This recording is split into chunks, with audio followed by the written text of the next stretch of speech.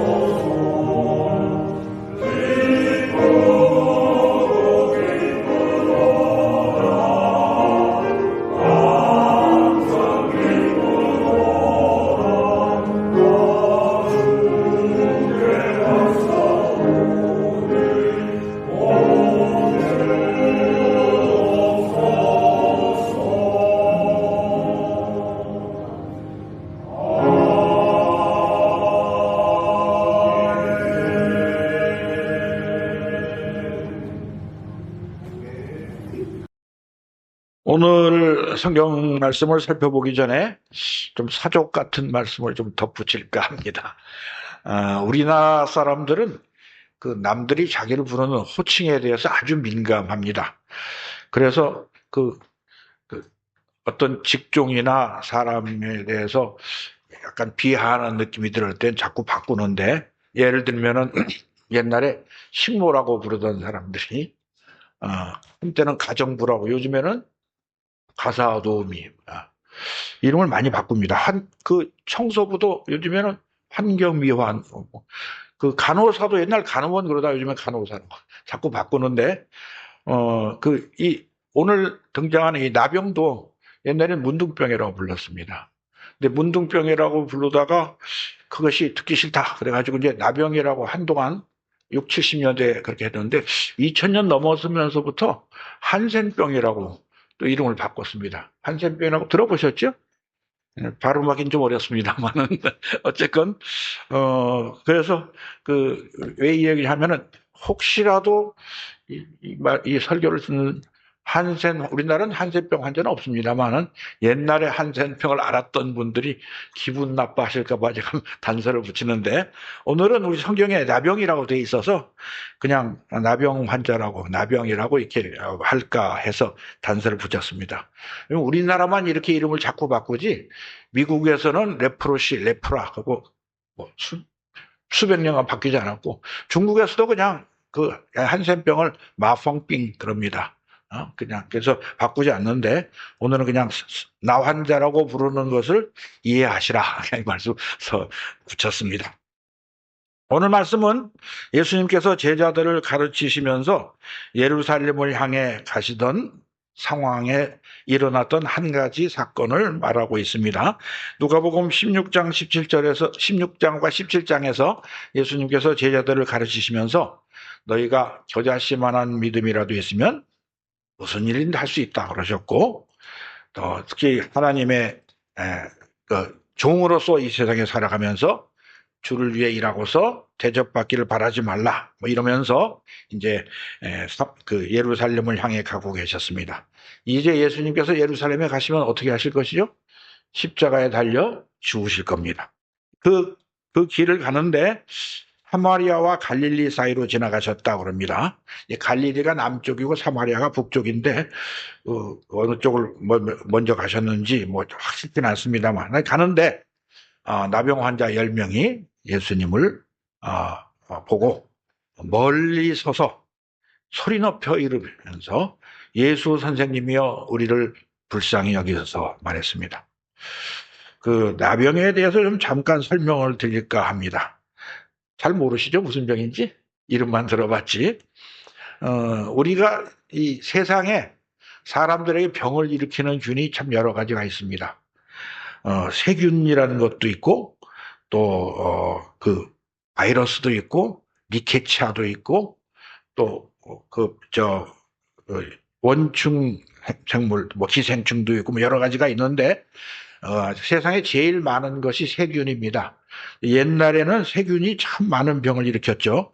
장티푸스, 파상풍, 디프테리아, 뭐 매독, 결핵 등등 뭐 많이 있는데 항생제가 개발되면서 이제 세균에 의한 질환이 많이 이제 치료가 되고 요즘엔 이제 바이러스가 더 많이 창궐하게 됐습니다만은 나병균은 결핵균과 같은 형제간의 균입니다. 그래서 학명으로 나병균은 마이코박테리움 레프라에 그러고 결핵균은 마이코박테리움 튜버클라에라고 말합니다. 그래서 이제 그 결핵의 영어 이름이 튜버클로시스고 나병은 레프로시스라고 하는데 어쨌건 이 균은 같은 균입니다. 근데 결핵균은 폐, 뼈, 내장 깊은 곳으로 들어가고 나병균은 겉에 눈, 코, 귀, 손끝, 발끝 이런 데로 갑니다. 옛날에는 뭐 불치의 병이었죠. 그런데 지금은 사실은 약이 개발되어서 약만 먹으면 6개월만 의사 지시대로 먹으면 99.9% 낫는다. 안 낫는 사람은 약 먹으라는 대로 안 먹어서 안 낫습니다. 이 약을 주면 보통 사람들이 일주일이나 한 달은 먹는데 2달째부터 자꾸 걸르기 시작하고 그래서 안 낫는 겁니다. 사실 이게 별로 이렇게 무서운 병이 아니고, 이제 그런데 그 옛날 이 당시에는 뭐 약이 없었기 때문에 불치의 병이라고 생각했고 특히 이 성경에서는 이 병을 이제 하나님께서 저주하신 병이라고 말하기 때문에 이 환자들을 많이 기피했죠. 특히 구약 성경에서도 나 환자들은 이 정상인들과 함께 살지 못하게 그런 말씀이 있습니다. 어디 있냐면 레위기 13장에 있습니다. 우리 한번 보고 갑시다. 구약 성경 165쪽에 있습니다. 레위기 13장 45절 46절 말씀을 제가 봉독합니다. 나병 환자는 옷을 찢고 머리를 풀며 윗입술을 가리고 외치기를 부정하다 부정하다 할 것이요 병이 있는 날 동안은 늘 부정할 것이라. 그가 부정한즉 혼자 살되 진영 밖에서 살지니라. 이때는 이제 애굽에서 나와서 가나안 땅으로 가는 길 위에 있었는데 이스라엘 군대 진영 안에는 못 들어가고 밖에서 살아야 했습니다. 가나안 땅에 가서 정착한 이후에도 성 안에서는 살지 못하고 성 밖이나 아주 버려진 곳에서 가서 살아야 했고, 일반인들을 만나면은 가까이 가지 못하고 내가 부정하다 부정하다 외쳐서 사람들이 피하도록 그렇게 하라는 명령을 하셨습니다.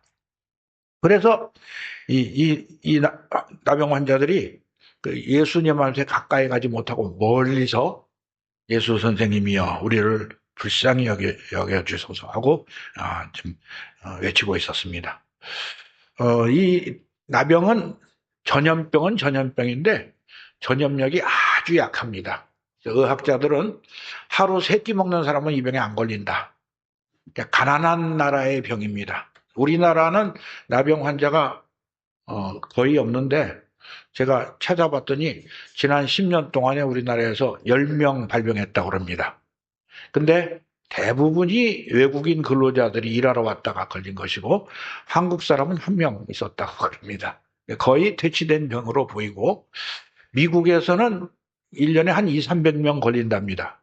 더 잘 사는 나라인데 왜 걸릴까 했더니 거기는 그 에이즈 환자들을 홈리스들 이렇게 그 못 먹고 길바닥에서 살던 사람들이 걸린다고 그럽니다.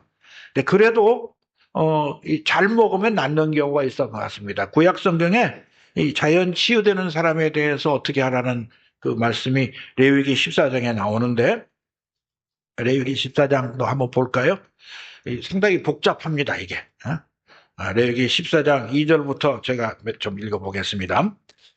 나병 환자가 정결하게 되는 날에 규례는 이러하니 곧 그 사람을 제사장에게로 데려갈 것이요 제사장은 진영에서 나가 진찰할지니 그 환자에게 있던 나병 환부가 나았으면 제사장은 그 정결함을 받을 자를 위하여 명령하여 살아있는 정결한 새 2마리와 백향목과 홍색 실과 오슬철을 가져오게 하고 제사장은 또 명령하여 그 새 하나는 흐르는 물이 질긋 안에서 잡게 하고 다른 새는 산채로 가져다가 백향목과 홍색 실과 우슬초와 함께 가져다가 흐르는 물 위에서 잡은 새의 피를 찍어 나병에서 정결함을 받을 자에게 7번 뿌려 정하다 하고 그 살아있는 새는 들에 놓을지며 정결함을 받는 자는 그의 옷을 빨고 모든 털을 밀고 물로 몸을 씻을 것이라. 그리하면 정하리니 그 후에 진영에 들어올 것이나 자기 장막 밖에 이래를 머물 것이요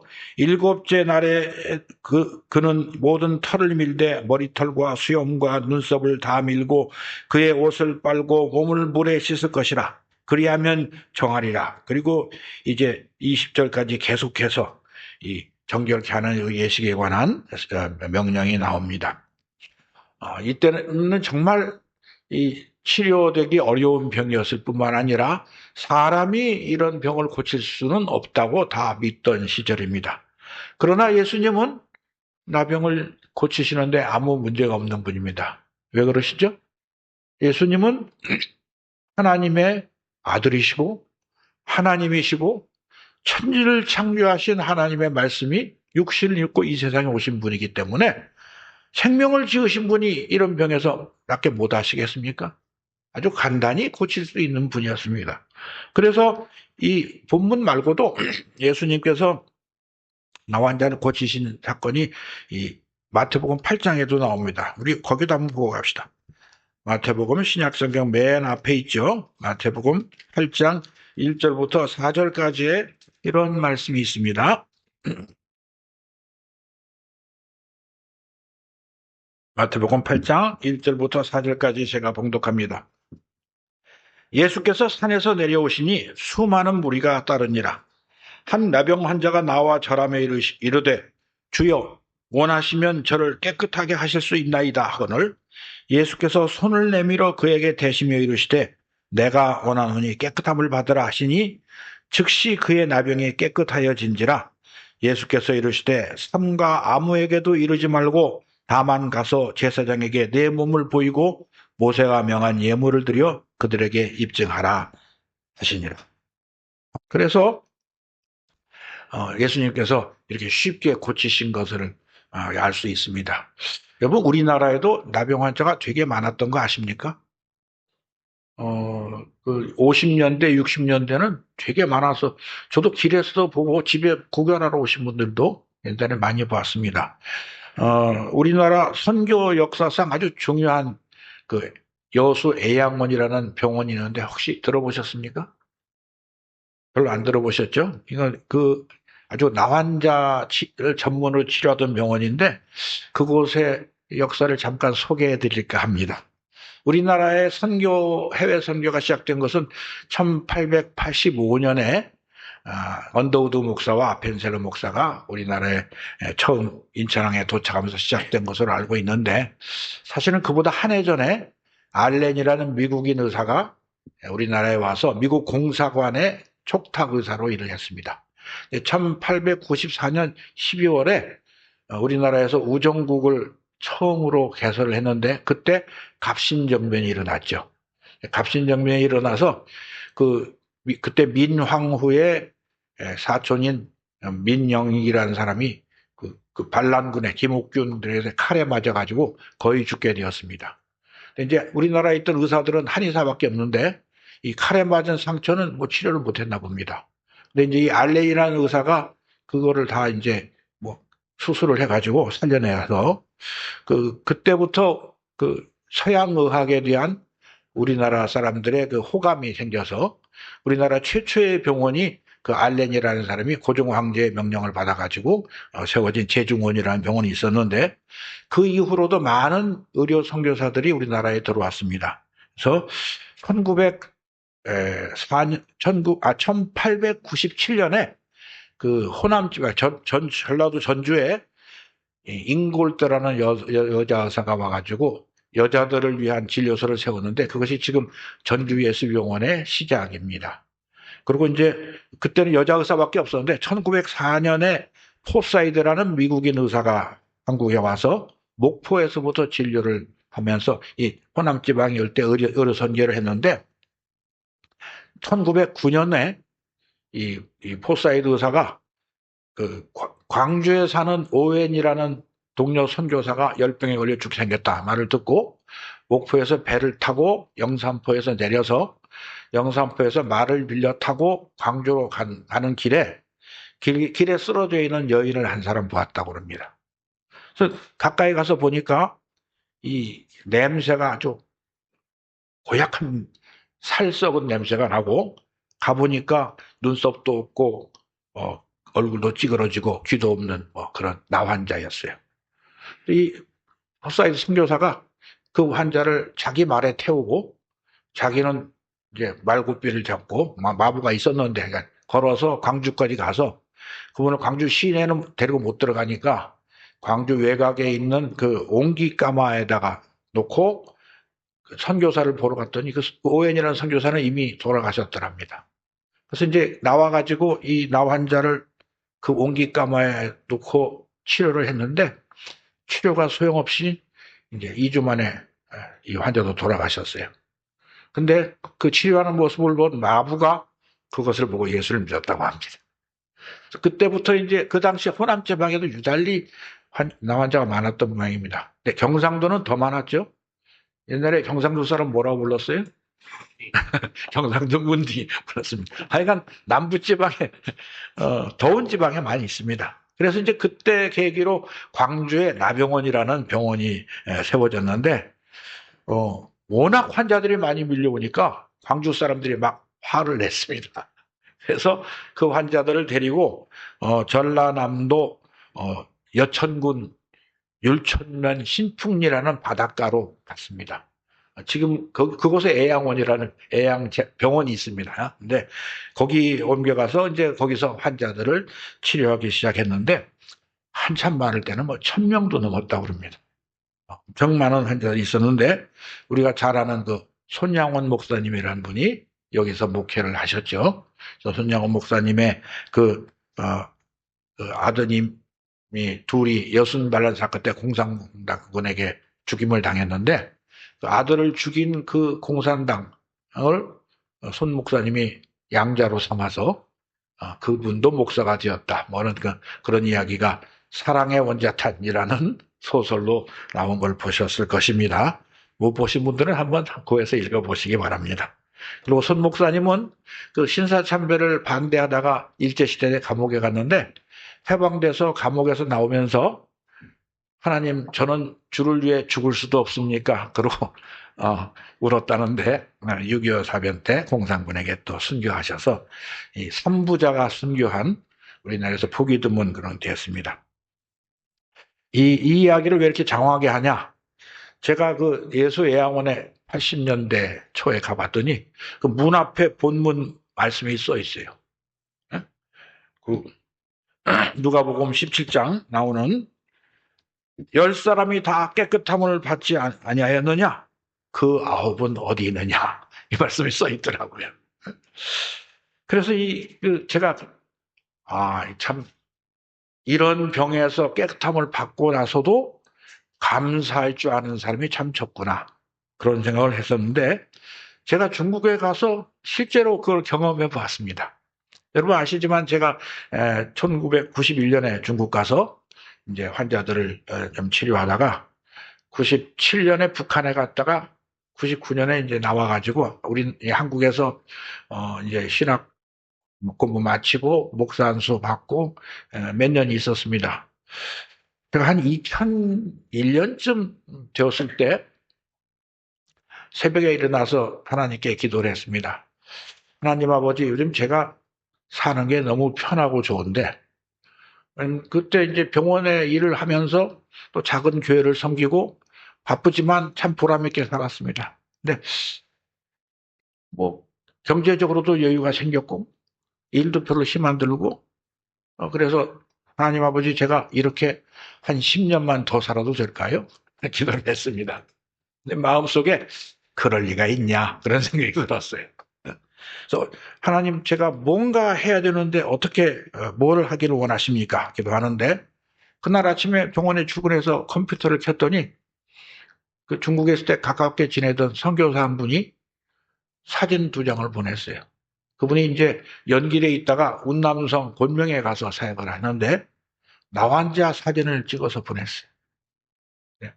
한 사람은 이 배 밑에 암덩어리가 이만한 게 다 헐어가지고 피가 줄줄 흐르는 거를 속에서 자라남이 겉에까지 나온 거죠.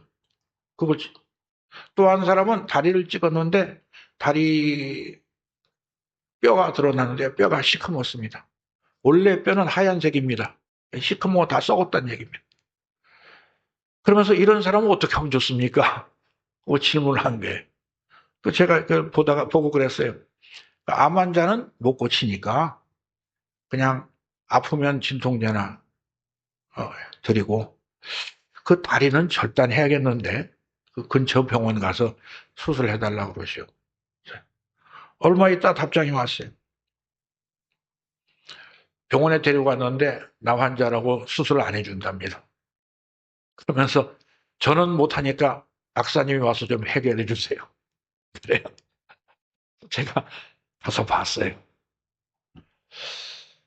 그러니까 정말 나 환자들이 얼마나 비참하게 사는지 하나님께서 그들을 치료해 주라고 말씀하시는 것 같아요.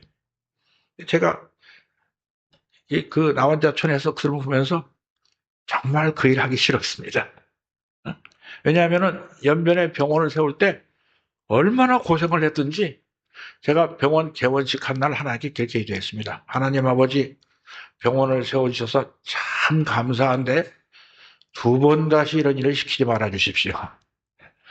죽으면 죽었지 정말 하고 싶지 않습니다. 그랬어요. 그 환자를 보는데 하나님께서 저더러 이런 사람들을 치료해 주라고 하시는 거예요.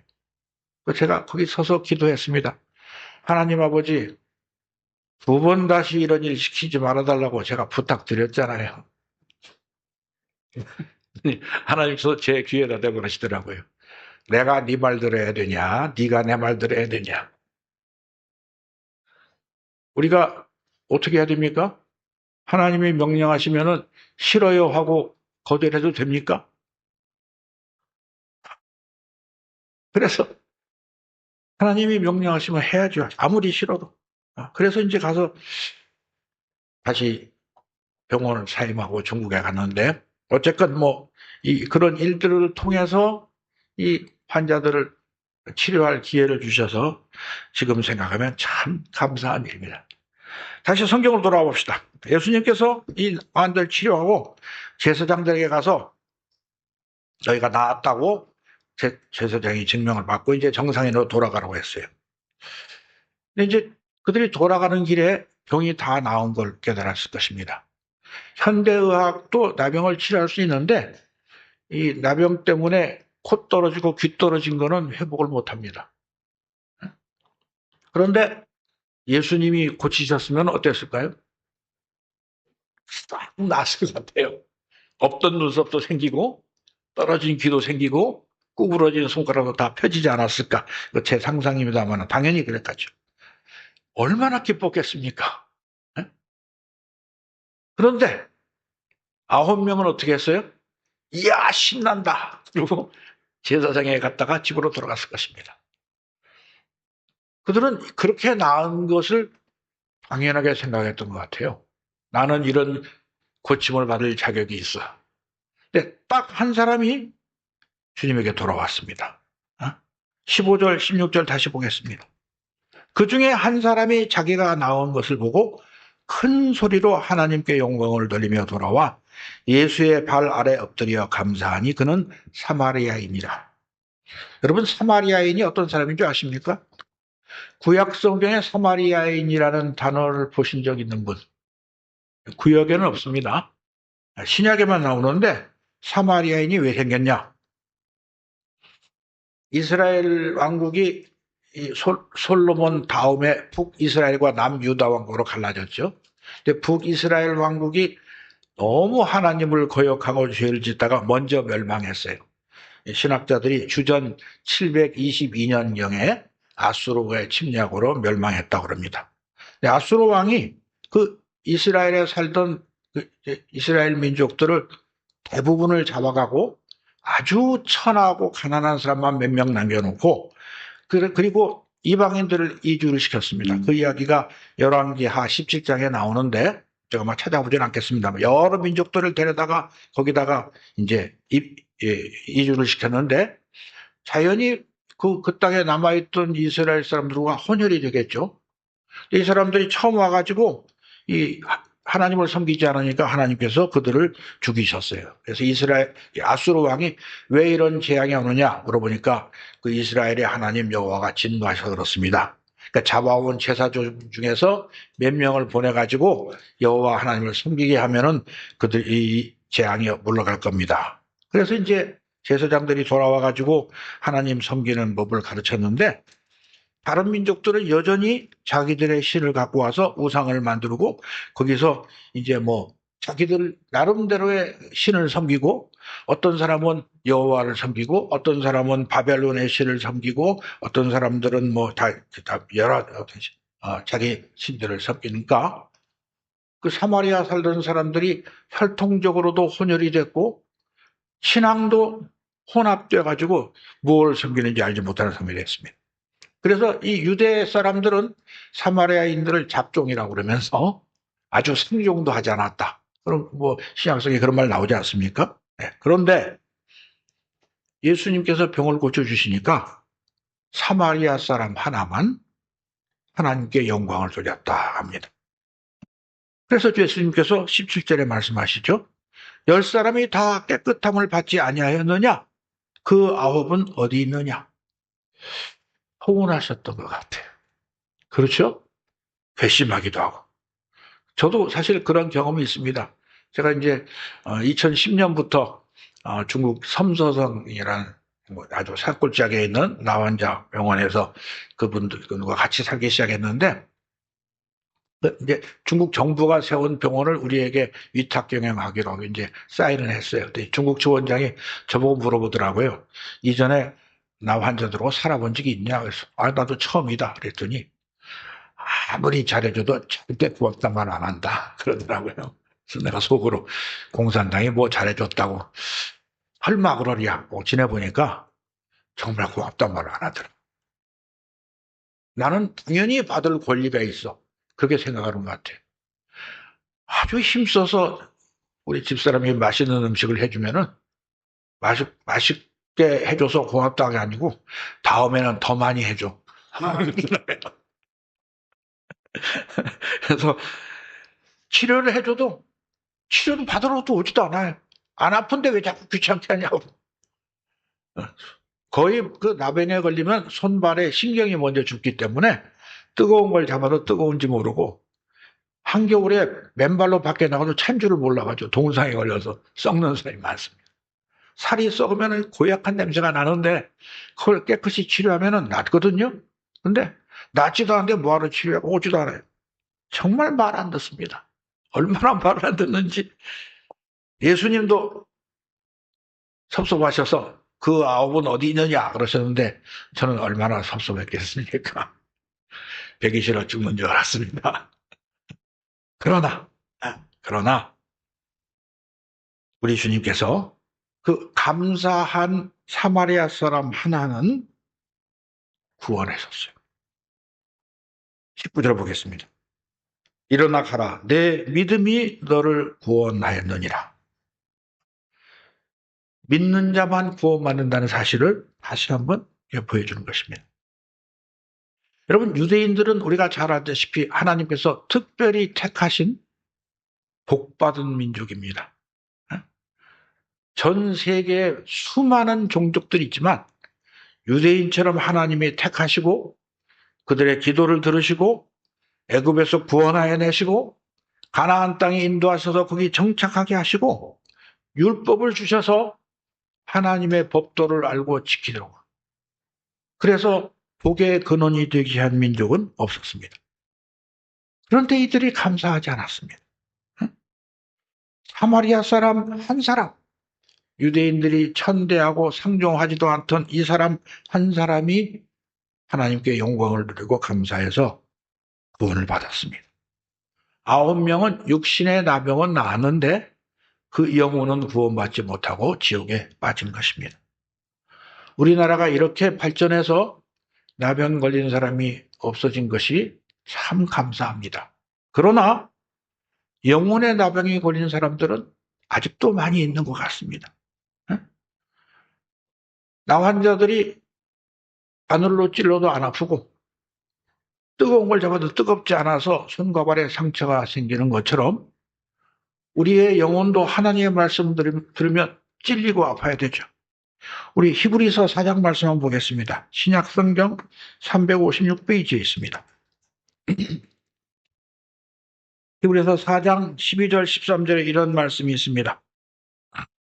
하나님의 말씀은 살아있고 활력이 있어 좌우의 날선 어떤 검보다도 예리하여 혼과 영과 및 관절과 골수를 찔러 쪼개기까지 하며 또 마음의 생각과 뜻을 판단하나니 지으신 것이 하나도 그 앞에 나타나지 않음이 없고 우리의 결산을 받으실 이의 눈앞에 만물이 벌거벗은 것 같이 드러나느니라.